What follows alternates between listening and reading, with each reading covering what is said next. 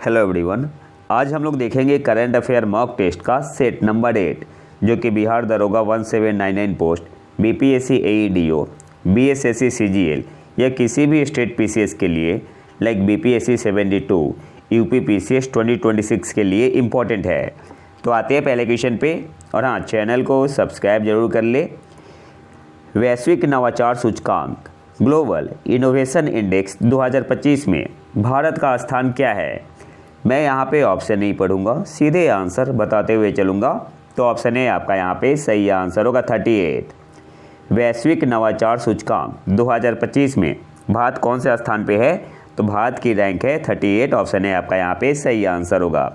अब यहाँ से कुछ इंपॉर्टेंट पॉइंट देख लेते हैं। जो आपका ग्लोबल इनोवेशन इंडेक्स 2025 आया हुआ है, ये आपका 18वां एडिशन था। ये भी याद रखना है, पूछ सकते हैं एग्जाम में। जारी कौन करता है? तो WIPO world intellectual property organisation. कौन जारी करता है? WIPO world intellectual property organisation. और इसमें बताया गया है कि जो रिसर्च एंड डेवलपमेंट ग्रोथ है, ये आपका गिरा है 2.9% से 2024 में, और प्रोजेक्ट किया गया है कि 2025 में आपका गिरेगा 2.3% से। टॉप पे कौन देश है? तो पहले स्थान पे है स्विट्जरलैंड। जो ग्लोबल इनोवेशन इंडेक्स 2025 रिलीज हुआ है किसके द्वारा? WIPO के द्वारा। WIPO का मतलब क्या हुआ? World intellectual property organisation. कौन सा एडिशन था इस बार? World intellectual property organisation. और कौन सा एडिशन था इस बार? जो ग्लोबल इनोवेशन इंडेक्स 2025 आया हुआ है, तो ये आपका 18वां एडिशन था। किस देश ने टॉप किया है? तो स्विट्जरलैंड आपका पहले स्थान पे है। दूसरे पे कौन है? दूसरे पे है स्वीडन। तीसरे स्थान पे कौन है? नॉर्थ अमेरिका में पड़ता है यूनाइटेड स्टेट अमेरिका, आपका तीसरे स्थान पे है। कनाडा आपका 17वें स्थान पे है। और चाइना की रैंक है 10। चाइना की रैंक है 10। इसके अलावा भारत की रैंक कितनी है? तो भारत की रैंक है ओवरऑल 38। भारत की रैंक है 38। और भारत का स्कोर कितना है? 38.2। 2025 में स्कोर भी आपसे एग्जाम में पूछ सकता है। इसके अलावा Bharat lower middle income economy में और central and southern Asia region में पहले स्थान पे है। तो याद क्या रखना है? 2020 में भारत की रैंक थी 48, जो कि 2025 में कितना हो गया है? तो 2025 में आपका भारत कौन सा स्थान पे है? तो 38 रैंक है। भारत का स्कोर क्या है 2025 में? 38.2। और भारत पहले स्थान पे है। अगर बात होगी लोअर मिडिल इनकम इकोनॉमी और central and southern Asia region, तो इन दोनों में भारत पहले स्थान पे है। वैसे ओवरऑल 38 रैंक पे है, स्कोर है 38.2। और अगर बात करें कि भारत ने किस कैटेगरी में सबसे अच्छा परफॉर्म किया हुआ है, पहले आप कैटेगरी देख लो। एक तो आपका ओवरऑल है ग्लोबल इनोवेशन इंडेक्स, भारत की रैंक है 38। इंस्टीट्यूशन में 58 rank, human capital and research में 54, इंफ्रास्ट्रक्चर में 61, मार्केट सोफिस्टिकेशन में है 38। तो ये बढ़िया है। बिजनेस सोफिस्टिकेशन में है 64, ये सही नहीं है। नॉलेज एंड टेक्नोलॉजी आउटपुट में है 22 और क्रिएटिव आउटपुट में है 42। तो भारत ने बेस्ट परफॉर्म किया है नॉलेज एंड टेक्नोलॉजी आउटपुट में। कौन से स्थान पे है इसमें? 22वें स्थान पे है। मार्केट सोफिस्टिकेशन में है 38। और किस कैटेगरी में खराब रहेंगे भारत की? तो बिजनेस सोफिस्टिकेशन में 64 है, इंफ्रा में है 61 और इंस्टीट्यूशन में है 58। तो ये सारे इंपॉर्टेंट पॉइंट है, आपसे कहीं से भी एग्जाम में क्वेश्चन पूछ सकता है। अगले क्वेश्चन पे आते हैं। केंद्रीय उपकरण पहचान रजिस्टर पोर्टल के माध्यम से चोरी और गुम हुए मोबाइल फ़ोन को बरामद करने में भारत में कौन सा राज्य पहले स्थान पे है? तो आपका तेलंगाना टॉप पे है। ऑप्शन डी आपका यहाँ पे सही आंसर होगा। केंद्रीय उपकरण पहचान रजिस्टर पोर्टल के माध्यम से चोरी और गुम हुए मोबाइल फ़ोन को बरामद करने में भारत में कौन सा राज्य पहले स्थान पर है? तो तेलंगाना। ऑप्शन डी आपका यहाँ पे सही आंसर होगा। अगले क्वेश्चन पे आते हैं। भारत में अधिकृत आर्थिक operator, authorized economic operator, AEO short में बोलते हैं, कार्यक्रम किस अंतर्राष्ट्रीय ढांचे के तहत संचालित होता है? तो गिवन ऑप्शन में ऑप्शन बी आपका यहाँ पे सही आंसर होगा। विश्व सीमा शुल्क संगठन SAFE मानकों का ढांचा। भारत में अधिकृत आर्थिक ऑपरेटर कार्यक्रम किस अंतर्राष्ट्रीय ढांचे के तहत संचालित होता है? तो ऑप्शन बी आपका यहाँ पे सही आंसर होगा, विश्व सीमा शुल्क संगठन सेफ मानकों का ढांचा। अब यहाँ से कुछ इंपॉर्टेंट पॉइंट देख लेते हैं कि न्यूज़ में क्यों बना हुआ है।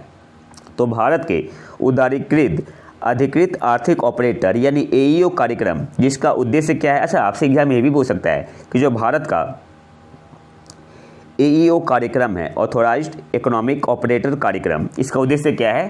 तो इसका उद्देश्य है सीमा शुल्क अनुपालन को आसान बनाना, सीमा शुल्क अनुपालन को आसान बनाना और छोटी कंपनियों के लिए वैश्विक व्यापार प्रतिस्पर्धात्मकता में सुधार करना है।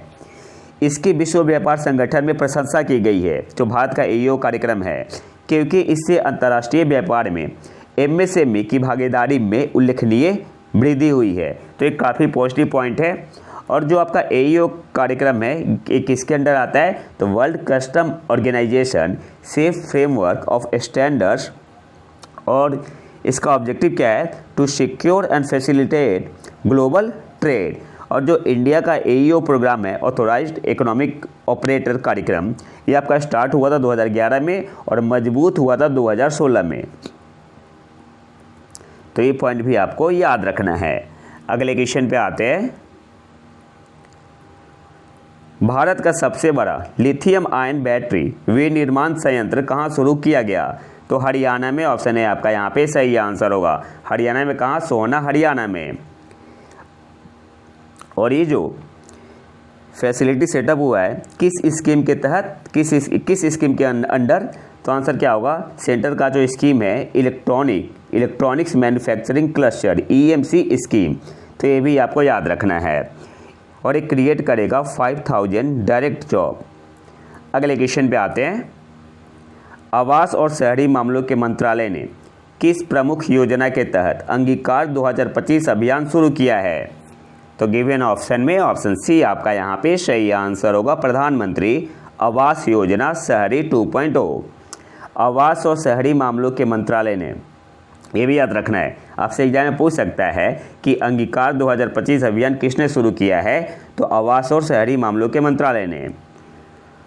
किस प्रमुख योजना के तहत अंगीकार 2025 अभियान शुरू किया है? तो कौन सा योजना है? प्रधानमंत्री आवास योजना शहरी 2.0। किसने लॉन्च किया? तो housing and urban affair minister Manohar Lal ji ने।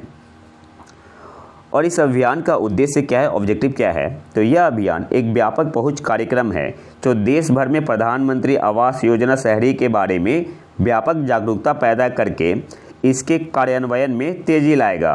इस योजना के तहत आवेदनों का सत्यापन भी तेज होगा और पहले से स्वीकृत आवासों के निर्माण कार्य में तेजी आएगी। अगले क्वेश्चन पे आते हैं। किस मंत्रालय ने यूनेस्को के साथ EI रेडीनेस असेसमेंट मेथोडोलॉजी पर 5वें हितधारक परामर्श की मेजबानी की? तो मीटी ने, ऑप्शन बी आपका यहाँ पे सही आंसर होगा। इलेक्ट्रॉनिक्स और सूचना प्रौद्योगिकी मंत्रालय ने, किस मंत्रालय ने यूनेस्को के साथ EI रेडीनेस असेसमेंट मेथोडोलॉजी पर 5वें हितधारक परामर्श की मेजबानी की? तो ऑप्शन बी आपका यहाँ पे सही आंसर होगा। या आपसे एग्जाम में ऐसे भी पूछ सकता है कि इलेक्ट्रॉनिक्स और सूचना प्रौद्योगिकी मंत्रालय ने किस अंतर्राष्ट्रीय संगठन के साथ मिलकर EI रेडीनेस असेसमेंट मेथोडोलॉजी पर 5वें हितधारक परामर्श की मेजबानी की? तब आंसर क्या होगा आपका? यूनेस्को होगा। इसके अलावा इस इवेंट को ऑर्गेनाइज किया गया था in collaboration with the UNESCO regional office for south Asia and the India AI mission. और ये कहाँ पे हुआ था? नई दिल्ली में 3 जून 2025 को। तो ये भी याद रखना है, कहाँ पे हुआ था? नई दिल्ली में। एक एक पॉइंट आपको याद रखना है, एग्जाम में कहीं से भी क्वेश्चन पूछ सकता है। अगले क्वेश्चन पे आते हैं। EI रेडीनेस के लिए कौशल SOAR शॉर्ट में बोलते हैं कार्यक्रम किस मंत्रालय द्वारा शुरू किया गया था? तो ऑप्शन है आपका यहाँ पे सही आंसर होगा, Ministry of Skill Development and Entrepreneurship, कौशल विकास और उद्यमिता मंत्रालय। SOAR skilling for AI readiness कार्यक्रम किस मंत्रालय द्वारा शुरू किया गया था? तो Ministry of Skill Development and Entrepreneurship, कौशल विकास एवं और उद्यमिता मंत्रालय के द्वारा। अब यहाँ से कुछ इंपॉर्टेंट पॉइंट देख लेते हैं। जो आपका SOAR 2025 है, SOAR का मतलब क्या हुआ, स्केलिंग फॉर एयर रेडीनेस, ये किसका इनिशिएटिव है? तो ये आपका इनिशिएटिव है जो पहल है ministry of Skill Development and entrepreneurship यानी कौशल विकास और उद्यमिता मंत्रालय का। और किसके साथ समन्वय में है? तो in coordination with the ministry of education. ये पॉइंट भी आपका इम्पॉर्टेंट है। To equip school students grade 6 to 12 and educators with foundational artificial intelligence skill. अब मैंने PIB से लिया है, यहाँ पे सारा इंपॉर्टेंट पॉइंट आपका दिया हुआ है। जो मुख्य बातें हैं, AI तत्परता के लिए कौशल विकास यानी SOAR का लक्ष्य कक्षा 6 से 12 तक के स्कूली छात्रों और शिक्षकों को AI में सक्षम बनाना है। ये याद रखना है, कक्षा 6 से कक्षा 12 तक के स्कूली छात्रों और टीचर्स यानी शिक्षकों को AI में सक्षम बनाना है, ताकि इस तेज़ी से डिजिटल होती दुनिया में भविष्य के लिए तैयार भारत का निर्माण हो सके। SOAR में छात्रों के लिए 15 घंटे के 3 लक्षित मॉड्यूल और टीचर्स यानी शिक्षकों के लिए 45 घंटे का एक स्वतंत्र मॉड्यूल शामिल है, जिनमें AI के नैतिक उपयोग और मशीन लर्निंग की मौलिक अवधारणा जैसे विषयों पर ध्यान केंद्रित किया गया है। केंद्रीय बजट 2025-26 में शिक्षा के लिए कृत्रिम बुद्धिमत्ता उत्कृष्टता केंद्र स्थापित करने के लिए 500 करोड़ आवंटित किए गए हैं। तो ये इम्पॉर्टेंट है, ये आपसे पूछ सकता है। और इसका उद्देश्य क्या है? तो जिसका उद्देश्य AI संचालित शिक्षा और नवाचार को बढ़ावा देना है। जून 2025 तक NAPS 2 के अंतर्गत AI डेटा इंजीनियर और मशीन लर्निंग इंजीनियर जैसी AI से संबंधित भूमिकाओं के लिए वित्त वर्ष 2022-23 से वित्त वर्ष 2025-26 के बीच 1480 प्रशिक्षुओं को प्रशिक्षित किया जा चुका है। तो डाटा भी आजकल एग्जाम में पूछ रहा है, तो डाटा भी आपको याद रखना है। अगले क्वेश्चन पे आते हैं, और ये मैंने PIB से लिया है। स्टॉर्म शैडो मिसाइल को UK यानी यूनाइटेड किंगडम और किस देश द्वारा संयुक्त रूप से विकसित किया गया था? तो ऑप्शन डी आपका यहाँ पे सही आंसर होगा, फ्रांस। स्टॉर्म शैडो मिसाइल को UK और किस देश द्वारा संयुक्त रूप से विकसित किया गया था? तो UK और फ्रांस के द्वारा। ऑप्शन डी आपका यहाँ पे सही आंसर होगा। इसे स्कैल्प मिसाइल भी कहा जाता है फ्रांस में। स्कैल्प मिसाइल भी कहा जाता है। और यहाँ से और क्या तक, अच्छा न्यूज़ में क्यों बना हुआ है? तो हाल ही में यूक्रेन ने रशियन केमिकल प्लांट पे अटैक किया है इसी मिसाइल से, स्टॉर्म शैडो मिसाइल से, और इंडिया भी इसका यूज करता है।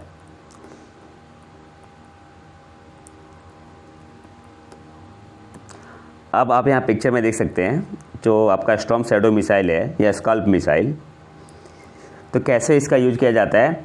तो यहाँ से एयरक्राफ्ट से मिसाइल लॉन्च किया गया। मैक्सिमम रेंज कितनी है? तो 250 किलोमीटर, 155 माइल। फिर इसके बाद क्या होगा? Aircraft lift area to avoid air defence, aircraft lift कर जाएगा यहाँ से। फिर ये जो मिसाइल है ना, ये ज़मीन के नीचे आएगी, मतलब जो रडार लगा होता है ना उसके नीचे आएगी। Missile stage below radar using GPS का उपयोग करके रडार से नीचे आ जाएगी, और फिर जहाँ पे आपका टारगेट है वहाँ पे हिट करेगी। इसमें कैमरा लगा होता है नोच पे, और टारगेट को आइडेंटिफाई करती है बिफोर स्ट्राइक। तो ये आपका है स्टॉर्म शैडो मिसाइल।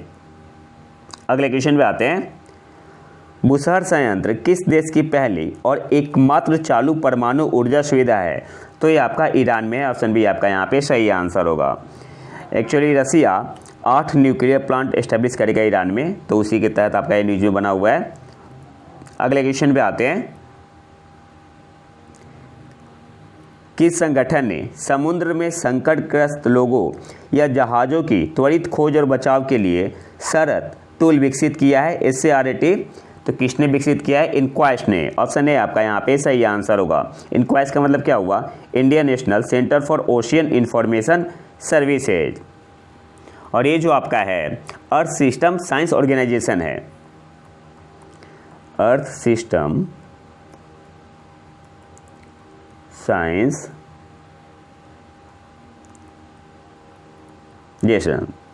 शरत का मतलब क्या हुआ? Search and rescue aid tool, ये भी याद रखना है। SARAT stands for search and rescue aid tool और ये सपोर्ट करेगा quick search and rescue at सी।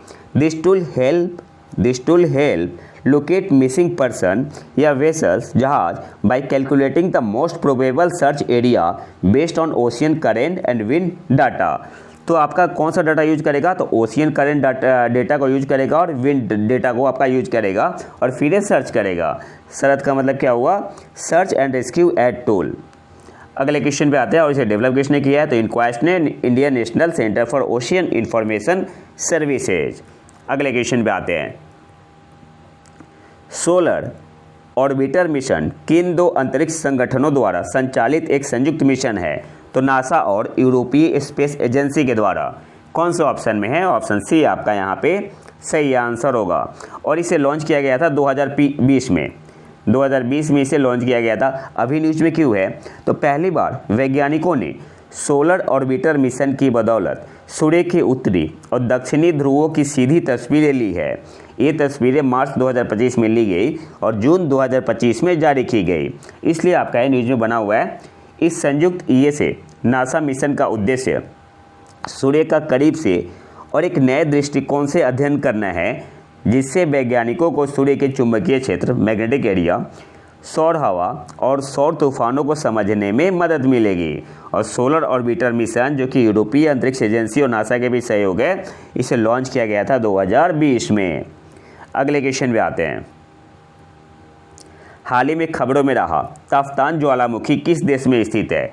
तो ये आपका है ईरान में। ऑप्शन ए आपका यहाँ पे सही आंसर होगा। और ये मोस्ट इम्पॉर्टेंट क्वेश्चन है और आने वाले यूपीएससी 2026 प्रीलिम्स में आएगा। अच्छा, ये न्यूज़ में क्यों बना हुआ है? तो 7 लाख साल बाद ये आपका इरप्ट होने वाला है। 7 लाख साल बाद, उस समय इंसान भी नहीं होंगे। और ये कहाँ पे है? तो जो माउंट तफ्तान है आपका, माउंट तफ्तान ज्वाला, ये आपका है दक्षिण पूर्वी ईरान में। कहाँ पे है माउंट तफ्तान? दक्षिणी पूर्वी ईरान में, पाकिस्तान की सीमा के पास स्थित है। और एक कैसा ज्वालामुखी है? तो स्ट्रेटो वोल्केनो है, स्ट्रेटो ज्वालामुखी है। ये भी इम्पॉर्टेंट है।